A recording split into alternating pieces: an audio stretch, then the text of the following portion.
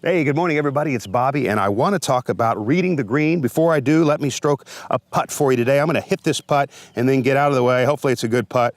We'll see. Look where I'm playing this thing, about 4 feet off to the left.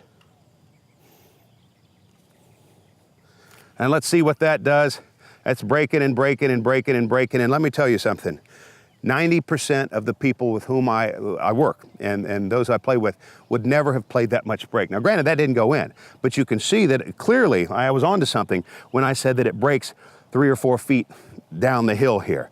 Now, most people don't read that much break, and therefore they leave it on the low side because they just don't do their due diligence and really read this thing. Reading a putt happens once you determine that it's going this way or that way. You've got to go to the high side and take a good look at it from there. And so the way you read it is you come over here and you say, I know it's going this way.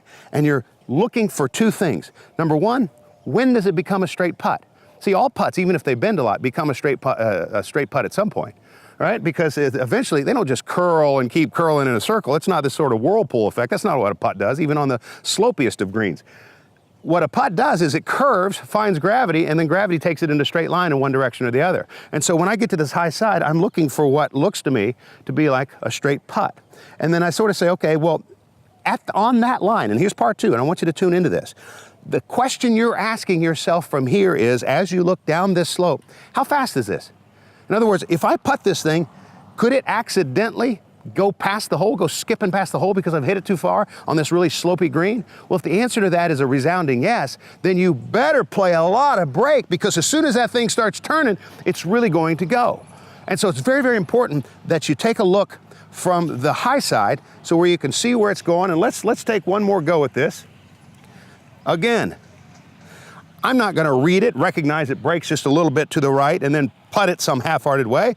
I'm going to borrow generously from the slope, because if I borrow generously from the slope, at least as it comes to rest, it's getting closer and closer to the hole. Remember, a putt that gets below the hole, the instant it gets below the hole, from that point forward, every inch it moves, it's getting farther away. That's why the amateur three putts so often is because they play it on the low side. I'm going to borrow so much of this slope and see what happens.